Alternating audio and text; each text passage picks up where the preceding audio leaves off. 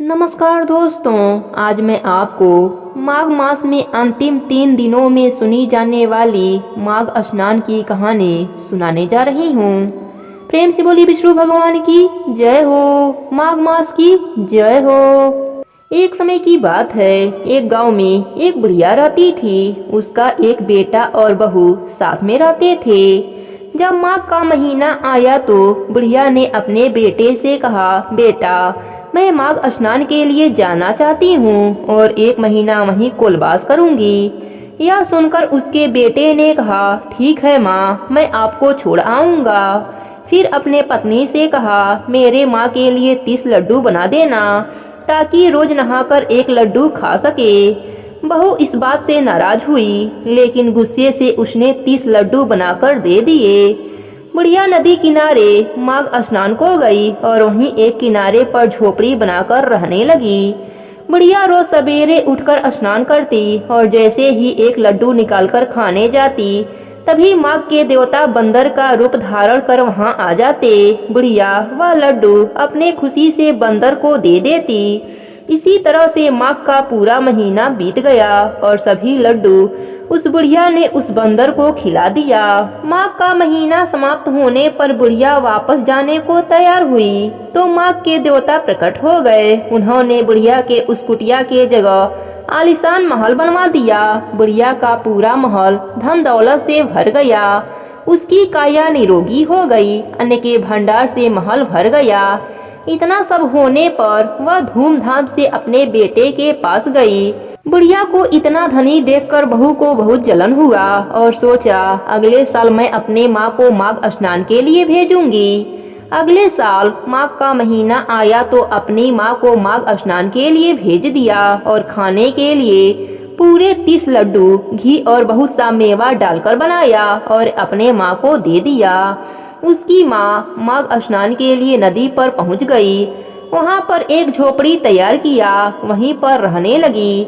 जब सवेरा हुआ तो बहू की माँ स्नान करके खाने बैठी, तभी माँ के देवता बंदर का रूप धारण करके उसके पास आ गए तो वह बंदर को पत्थर मारकर भगा दिया और कहा, मेरा पेट भरा ही नहीं, तुम कहाँ से आ गए। उसका रोज का क्रम इसी तरह चलता रहा, लेकिन उसने कभी भी बंदर को एक भी लड्डू नहीं खिलाया। धीरे धीरे माघ का महीना बीत गया। तब माघ के देव उसके सामने प्रकट हुए और उन्होंने बहू के माँ के कुटिया को कूड़े कचड़े में बदल दिया और माँ को टूगर बना दिया। माघ का महीना समाप्त हो गया। बहू इंतजार करती है कि माँ अब गाजे बाजे के साथ आएगी, लेकिन उसकी माँ नहीं आई तो वह अपने पति से कहा कि जाइए और मेरी माँ को लेकर आइए। तब वह लड़का उसकी माँ को लेने गया तो देखता है कुटिया के जगह कूड़ा कचरा का ढेर लगा है और उसकी सास उस पर डूगर बनकर बैठी है। लड़के को देखकर माघ के देव प्रकट हुए और बोले, बेटा तुम्हारी माँ ने सच्चे मन से माघ का स्नान किया और पूजा पाठ किया, कथाएं सुनी, इसलिए तुम्हारी माँ पर मैं अत्यंत प्रसन्न होकर उसे आशीर्वाद दिया। लेकिन तुम्हारी सास पापी मन से यह कार्य किया और माघ के महीने में बेटी के घर का अन्न खाया, इसलिए मैं उससे बहुत नाराज हूँ। इसी कारण यह डूगर बन गई है। हे माँ के देवता, जैसे आपने लड़के के माँ पर अपनी कृपा बरसाई, वैसे ही अपने सभी भक्तों पर अपनी कृपा बरसाते रहना। कहानी अधूरी हो तो पूरी करना, पूरी हो तो मान रखना। प्रेम से बोलिए माँ के देव की जय हो, विष्णु भगवान की जय हो। स्कंद पुराण के अनुसार प्राचीन समय की बात है। नर्मदा नदी के पावन तट पर सुभव्रत नामक ब्राह्मण निवास करते थे। ब्राह्मण देव सभी वेद शास्त्रों के अच्छे ज्ञाता थे, वेद पंडित थे, लेकिन अपने ज्ञान और वेद अध्ययन को वह अपनी जीविका चलाने के लिए प्रयोग करते थे। धन को इकट्ठा करना उनका स्वभाव बन गया था। वह जो भी कर्मकांड करते और उससे जो भी उनको धन मिलता उसे संग्रह करने में लगे रहते। इस तरह उन्होंने बहुत सा धन एकत्रित कर लिया। समय बीतता गया, परंतु मन में यह ख्याल नहीं आया कि धन तो इस लोक में काम आएगा, परलोक में वह धर्म के लिए किए गए कार्य, जप तप व्रत दान पुण्य ही काम आएगा। आयु बीतती गई और वृद्ध अवस्था आने पर ब्राह्मण देव को कई रोगों ने घेर लिया। अपनी इस अवस्था को देखकर वह चिंतित हो गए और सोचने लगे कि मैंने अपना पूरा जीवन धन कमाने में और धन को इकट्ठा करने में लगा दिया, अपने जीवन को सुधारने के लिए कुछ नहीं किया। मृत्यु सिर पर नाच रही थी। ऐसे विचार मन में आते ही वह व्याकुल हो उठे और सोचने लगे कि अब ऐसा कौन सा कर्म किया जाए जिससे कि मेरा परलोक सुधर जाए और मृत्यु के बाद मुझे श्री हरि के चरणों में स्थान मिल जाए। भगवान विष्णु की कृपा से तभी उन्हें ध्यान आया कि माघ का पवित्र महीना चल रहा है। इस माह का स्नान भगवान श्री हरि को अपनी पूजा से भी अधिक प्रिय है। ब्राह्मण देव ने एक श्लोक का स्मरण किया जिसमें माघ माह के स्नान की विशेषता बताई गई थी। इस श्लोक को याद कर ब्राह्मण देव ने माघ स्नान का संकल्प ले लिया और इसी श्लोक के आधार पर नर्मदा में स्नान करने लगे। 9 दिनों तक लगातार प्रातः ब्राह्मण देव ने नर्मदा के पावन जल में स्नान करते रहे और 10वें दिन श्री हरि को याद करते हुए अपना शरीर त्याग दिया। ब्राह्मण देव ने जीवन भर धन इकट्ठा किया था, कोई भी अच्छा कार्य नहीं किया था, लेकिन अंत समय में माघ माह में स्नान करने व पश्चाताप करने से उनका मन निर्मल हो गया और भगवान श्री हरि की कृपा से मृत्यु के पश्चात उन्हें स्वर्ग की प्राप्ति हुई। प्रेम से बोले विष्णु भगवान की जय हो। प्राचीन काल में मृत्युलोक में एक ब्राह्मणी रहती थी। वह सदैव माघ स्नान और पूरा माघ में व्रत रखती थी, लेकिन वह कभी भी अन्न और तिल का दान नहीं करती थी। उसके आसपास के लोग उसे कुछ दान देने के लिए कहते तो वह उसे दिखावा का काम कहकर मना कर देती। धीरे धीरे समय निकला और वह बूढ़ी हो गई। एक बार माघ माह में स्नान व व्रत कर रही थी, इससे उसका शरीर अत्यंत दुर्बल हो गया। यह सब देखकर भगवान विष्णु ने सोचा कि यह ब्राह्मणी व्रत और माघ स्नान करके अपना शरीर शुद्ध कर लिया, अब इसे वैकुंठ लोक तो मिल ही जाएगा। परंतु इसने कभी भी अन्न व तिल का दान नहीं किया, इससे इसकी तृप्ति होना कठिन है। ऐसा सोचकर भगवान विष्णु ने भिखारी के भेष में मृत्युलोक में उस ब्राह्मणी के पास आए और ब्राह्मणी से भिक्षा मांगी। वह ब्राह्मणी बोली, बाबा किस लिए आए हैं आप? भगवान विष्णु ने कहा, माता मुझे अन्न और तिल चाहिए। इस पर वह ब्राह्मणी ने नीचे पड़ा एक मिट्टी का ढेला बाबा के भिक्षा पात्र में डाल दिया। भगवान विष्णु भिक्षा लेकर लौट गए। कुछ दिन बाद वह ब्राह्मणी भी शरीर त्याग कर वैकुंठ लोक आ गई। वह ब्राह्मणी माघ स्नान की थी, इसलिए वैकुंठ मिला, और मिट्टी का दान की थी, इसलिए वैकुंठ लोक में एक छोटा सा महल भी मिल गया। परंतु उसने अपने महल को अन्य धन सब सामग्रियों से शून्य पाया। ब्राह्मणी भगवान विष्णु जी के पास गई और कहने लगी, प्रभु मैंने माघ स्नान और व्रत आदि किया, परंतु फिर भी मेरा घर अन्य धन सब वस्तुओं से शून्य है, इसका क्या कारण है? इस पर भगवान विष्णु ने कहा, पहले तुम अपने महल जाओ, देव स्त्रियां आएंगी तुम्हें देखने के लिए। अपना दरवाजा खोलने से पहले उनसे माघ महीने में अन्न और तिल दान का महात्म्य सुनकर ही द्वार खोलना। यह सब सुनकर ब्राह्मणी अपने महल में आ गई। जब देव स्त्रियां आईं और द्वार खोलने को कहा तो ब्राह्मणी बोली, आप मुझे देखने आई हैं तो पहले मुझे अन्न और तिल के दान का महात्म्य सुनाइए।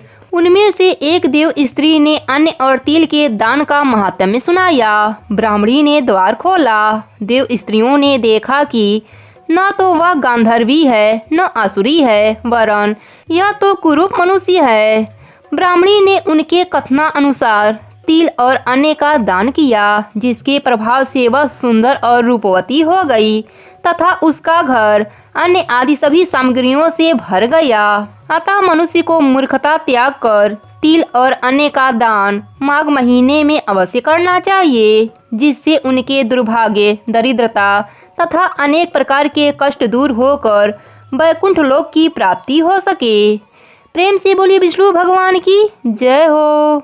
एक समय की बात है, एक गांव में बुजुर्ग बाबा रहते थे। उनकी 2 बहुएं थीं। घर का काम काज दोनों बहुएं किया करती थीं। एक बार माघ का महीना आया तो ससुर जी ने अपनी बड़ी बहू से कहा, बहू माघ का महीना आ गया है और मैं माघ स्नान करना चाहता हूँ, इसलिए तुम सुबह जल्दी उठकर मेरा सारा काम कर देना। लेकिन बड़ी बहू ने मना कर दिया और कहा, अपनी छोटी बहू से कह दो, वह कर देगी। फिर ससुर जी छोटी बहू के पास गए और बहू से कहा, बहू मैं माघ स्नान करना चाहता हूँ। छोटी बहू सीधी साधी थी, उसने अपने ससुर जी से कहा, ठीक है पिताजी, आप बताइए मुझे क्या करना है। तब ससुर जी ने कहा, ज़्यादा कुछ नहीं बहू, बस रोज नहाने के लिए कुएं से पानी भर देना, मेरी धोती धोकर सुखा देना और दोपहर का खाना बना देना। छोटी बहू रोज सुबह उठकर पानी भरकर रख देती, जिससे ससुर जी स्नान कर लेते, फिर धोती धोकर डाल देती और ससुर जी को दोपहर में गरम गरम खाना बनाकर खिला देती। जब छोटी बहू ससुर जी के धोती सुखाती, तब उनमें से जो पानी की बूंदें गिरती वह मोती बन जाती।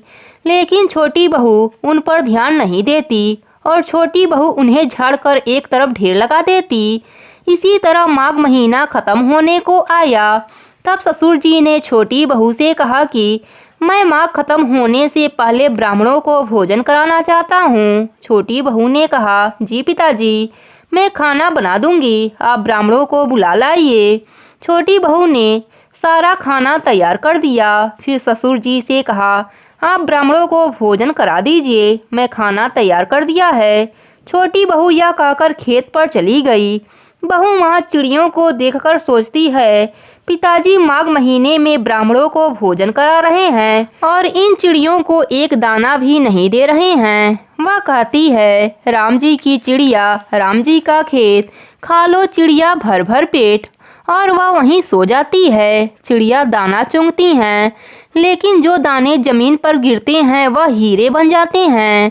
पास में बड़े भाई का खेत था। बड़े भाई ने देखा कि छोटे भाई के खेत में हीरे मोती कैसे आए। यह सोचकर वह अपने पिताजी के पास गया और पिताजी से पूछता है, पिताजी इसका क्या कारण है। तब पिताजी बताते हैं, बेटा यह माघ महाराज की कृपा है। तब बड़ा बेटा अपनी पत्नी को सारी बात बताता है। उसकी पत्नी सोचती है कि ससुर जी ने तो पहले मुझसे ही कहा था, लेकिन पता नहीं क्यों मैंने मना कर दिया। अगर मैंने मना नहीं किया होता तो यह सारा धन हमें मिलता, माघ महाराज की कृपा हम पर होती। वह सोचती है, अगले साल मैं ससुर जी का सारा काम करूंगी। उसने 1 साल तक इंतजार किया। 1 साल बाद जब माघ का महीना आया तो बड़ी बहू ने ससुर जी से कहा, पिताजी आप इस बार माघ स्नान नहीं करेंगे। ससुर जी ने कहा, नहीं बहू, अब मैं बूढ़ा हो गया हूँ, अब मुझसे स्नान नहीं होगा। तब बड़ी बहू ने गुस्से से कहा, आपने छोटी बहू को तो धनवान बना दिया, मेरी बारी आई तो बूढ़े हो गए।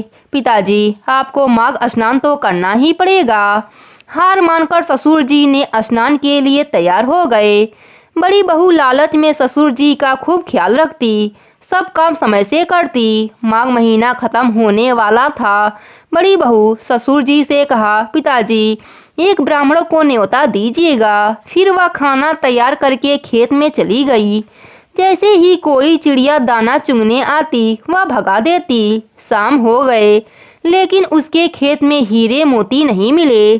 तब वह गुस्से से ससुर जी के पास गई और उनसे पूछा, मेरे साथ ऐसा क्यों हुआ।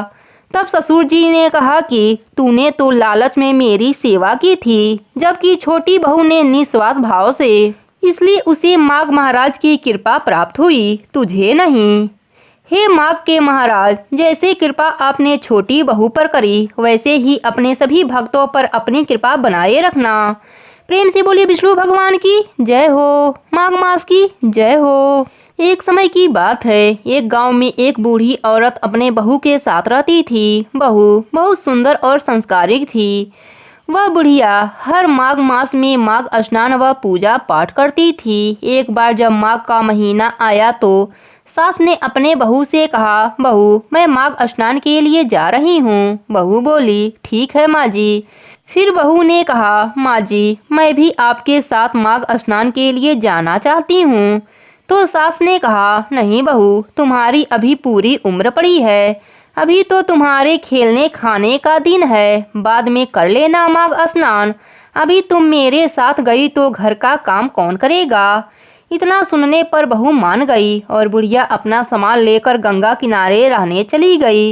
इधर बहू का बहुत मन होता है माघ स्नान करने का। बहू अंदर जाकर सोचती है कि बर्तनों में पानी मिल जाए तो मैं घर पर ही स्नान कर लूं। एक बर्तन में थोड़ा पानी बचा था। बहू उसी से स्नान करने बैठ गई और कहने लगी, मन चंगा तो कठौती में गंगा। इतना कहते ही गंगा माता आई और उसके सारे बर्तन भर दिए। बहू ने खूब स्नान किया।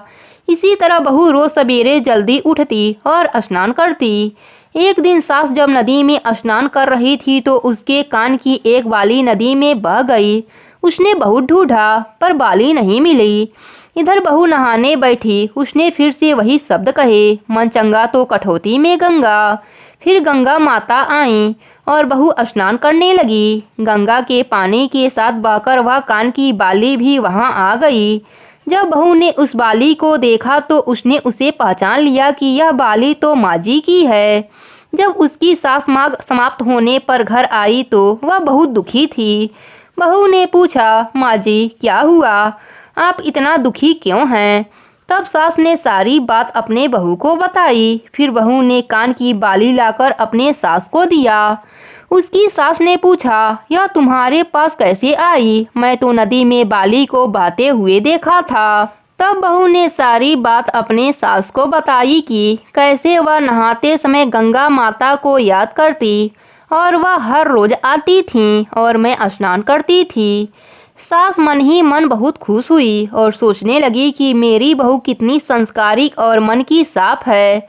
तभी तो गंगा माँ खुद यहाँ आती और इसको माघ स्नान कराती। अब सास बहू मिलकर हर साल माघ स्नान करने लगे और कथा कहानी सुनने लगे। भगवान विष्णु की कृपा से उनका घर अन्य धन नाती पोता से भर गया और मरने के बाद वैकुंठ लोक का सुख मिला। हे भगवान विष्णु, अपने सभी भक्तों पर अपनी कृपा ऐसे ही बनाए रखना। कहानी अधूरी हो तो पूरी करना, पूरी हो तो मान रखना। प्रेम से बोले विष्णु भगवान की जय हो, माघ मास की जय हो। एक समय की बात है, एक गांव में एक सेठ सेठानी रहते थे। वह बहुत धार्मिक प्रवृत्ति के थे। वह दोनों गणेश भगवान के अनन्य भक्त और जरूरतमंदों की सेवा में हमेशा तत्पर रहते थे। उनका बहुत बड़ा परिवार था, परंतु उनका कोई संतान नहीं था।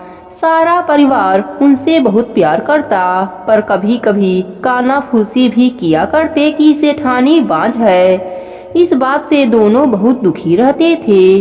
एक समय की बात है, सेठ सेठानी गणेश जी के मंदिर में पूजा कर रहे थे। पूजा करने के बाद वह मंदिर से बाहर आए कि मंदिर की सीढ़ी पर एक 4-5 साल का बच्चा बैठा रो रहा है। सेठ जी ने चारों तरफ देखा कि बच्चे की माता पिता कहीं आसपास होंगे, परंतु उन्हें कोई भी दिखाई नहीं दिया। वह उस बच्चे को पुजारी जी के पास ले आए और बोले, बाबा यह बच्चा अकेला है, इसके माँ बाप कहीं दिखाई नहीं दे रहे हैं। शाम हुई तो पुजारी जी बोले, सेठ जी आप इस बच्चे को घर ले जाइए। यदि कोई इस बच्चे को खोजता हुआ आएगा तो मैं उसे आपके घर भेज दूंगा। सेठ सेठानी खुशी खुशी उस बालक को अपने घर लाए। जब कई महीनों तक उस बालक को कोई भी लेने नहीं आया तो सेठानी ने उस बच्चे को गोद लेने का मन बना लिया और गांव के सरपंचों के सलाह से गोद ले लिया। उस बच्चे का नाम गणेशा रख दिया। ऐसे ही कई वर्ष बीत गए। एक दिन एक ठग पति पत्नी उस गांव में आए और गणेश जी के मंदिर के सीढ़ियों पर जा बैठे। वह दोनों उस गांव के सबसे अमीर आदमी को ठगने की योजना बनाने लगे। तभी पुजारी जी उन्हें सीढ़ियों पर बैठा देख पूछा, क्यों भैया यहाँ किस कार से बैठे हो। उन दोनों ने कोई जवाब नहीं दिया। तब पुजारी जी ने कहा, क्या आपका बच्चा खो गया है। दोनों ठग पति पत्नी एक स्वर में बोले, हाँ हाँ मेरा बच्चा खो गया है। पुजारी ने पूछा, कितने समय की बात है। वह दोनों अनजाने में बोले, यही कोई 4-5 साल की बात है। पुजारी जी बोले, उदास मत होइए, यही इसी गांव में एक सेठ के घर वह बच्चा है, यही ठाट बाट से पल रहा है। पुजारी जी उन दोनों को सेठ जी के घर ले गए। तब सेठ सेठानी को पता चला कि गणेशा के असली माता पिता आ गए हैं, तो दोनों बहुत दुखी हो गए, फूट फूट कर रोने लगे। इसी तरह अपने को संभालते हुए सेठ जी बोले, ठीक है, अभी तो बहुत रात हो गई है, कल सुबह होते ही गणेशा को ले जाना। ठग पति पत्नी तो यही चाहते थे। सेठ जी ने उन दोनों को अतिथि गृह में ठहरा दिया। अब दोनों चोरी का योजना बनाने लगे। इधर गणेशा से जुदा होने का गम सेठ सेठानी को सता रहा था, जिसके कारण उन्हें नींद नहीं आ रही थी। इधर ठग सभी कमरों की तलाशी लेना चालू कर दिया। तलाशी लेते हुए तिजोरी वाले कमरे में जा पहुंचा। आवाज सुनकर घर के नौकर की नींद खुल गई। तब नौकर ने देखा कि दोनों अतिथि तिजोरी वाले कमरे में कुछ खोज रहे हैं। नौकर ने नियत भांप लिया और बाहर से कमरा का दरवाजा बंद कर दिया। फिर जोर जोर से चिल्लाने लगा। घर के सभी सदस्य इकट्ठे हो गए। सेठ जी ने दरवाजा खोलकर देखा तो कहा, यह दोनों तो चोर हैं, हम इन्हें गणेशा को नहीं दे सकते। ठगों को अपनी योजना विफल होती दिखी तो दोनों जिद पर अड़ गए और कहने लगे, गणेशा मेरा बेटा है। सेठ जी बोले, तुम दोनों चोर हो, हम तुम्हें गणेशा नहीं देंगे। तब यह बात सरपंच तक पहुंचा दी गई। वहां सरपंच ने एक शर्त रख दी। दोनों पक्ष को सभा में आमने सामने खड़ा किया गया। अब दोनों माताओं को आदेश दिया गया कि आप दोनों सूर्यदेव के सामने खड़े हो जाइए। जिसके स्तन से गणेशा के मुंह में दूध का धार जाएगा, बच्चा उसी का माना जाएगा। तब श्री गणेश भगवान की कृपा से सेठानी के स्तन से गणेशा के मुंह में दूध की धार जाने लगी। इस तरह गणेश भगवान की कृपा से गणेशा सेठानी को वापस प्राप्त हो गया। हे गणेश भगवान, जैसे आप सेठानी को सुख दिया, वैसे ही अपने सभी भक्तों पर अपनी कृपा बनाए रखना। कहानी अधूरी हो तो पूरी करना, पूरी हो तो मान रखना। प्रेम से बोलिए गणेश भगवान की जय हो।